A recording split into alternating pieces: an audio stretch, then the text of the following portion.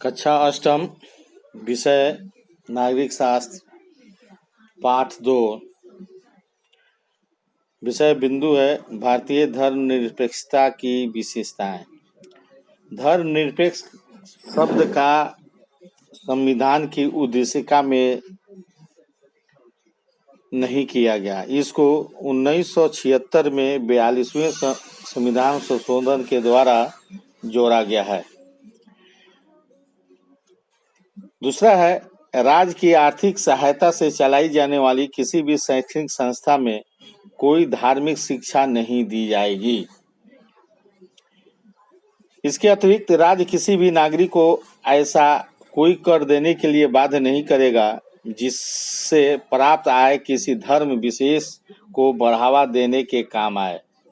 प्रत्येक धार्मिक समुदाय को धार्मिक और जन कल्याणकारी संस्थाएं स्थापित करने एवं उनके रख रखाव का अधिकार दिया गया है। चौथा, प्रत्येक व्यक्ति को विचार की स्वतंत्रता, अपना धर्म मानने, उसके प्रचार करने की स्वतंत्रता प्रदान की गई है। पांचवा, अनुच्छेद 29 समस्त समुदायों को अपनी पृथक भाषा, लिपि अथवा संस्कृति को बनाए रखने की गारंटी प्रदान करता है। अनुच्छेद 30 सभी अल्पसंख्यकों को, चाहे वह भाषा पर आधारित हो या धर्म पर, अपनी इच्छा की शैक्षणिक संस्थाओं की स्थापना एवं उनके प्रबंधन का अधिकार प्रदान करता है। छठा, अनुच्छेद 14 कानून के समक्ष समानता, सभी को समान कानून सुरक्षा प्रदान करता है। अनुच्छेद 15 धर्म, नस्ल, जाति, लिंग या जन्म स्थान के आधार पर किसी के साथ भेदभाव नहीं किया जा सकता। अनुच्छेद 16 सार्वजनिक नियुक्तियों में सभी नागरिकों को, चाहे किसी भी धर्म से संबंधित हो, उनको अवसर की समानता प्रदान की गई है। नेक्स्ट, अगला विषय वस्तु है भारत किस प्रकार से धर्मनिरपेक्ष आदर्शों का अनुपालन करता है।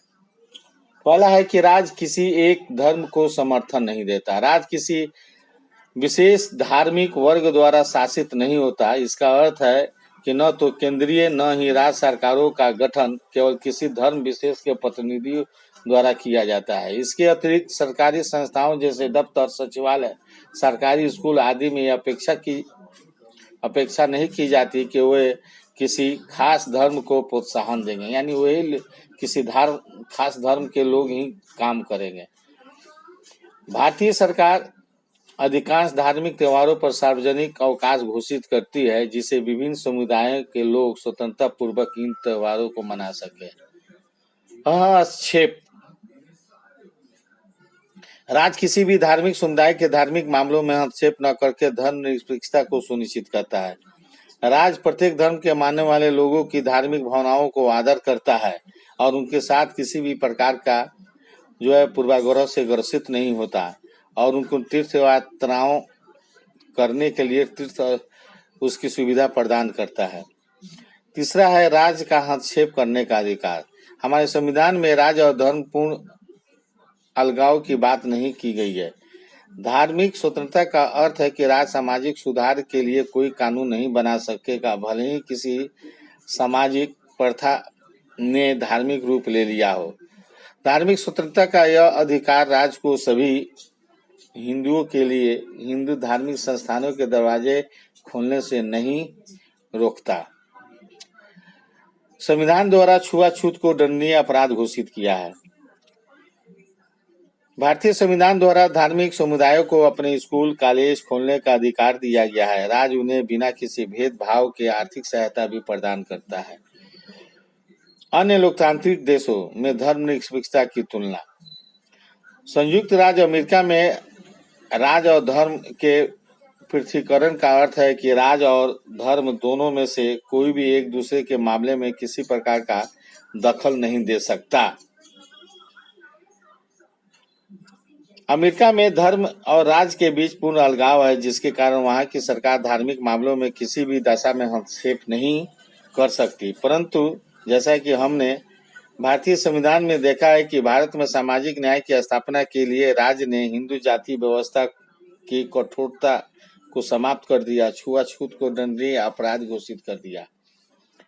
अंत में हम निष्कर्ष यह निकाल सकते हैं कि भारत एक धर्मनिरपेक्ष राज्य है और एक समुदाय के दूसरे समुदाय पर वर्चस्व को रोकने का प्रयास करता है।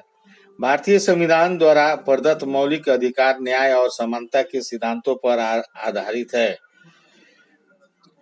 भैया बहनों, यह चैप्टर समाप्त हुआ और इसके अभ्यास के जो प्रश्न दिए हुए हैं उन सभी प्रश्नों को गृह कार्य के रूप में आप गृह कार्य उत्तर पुस्तिका में बनाएंगे।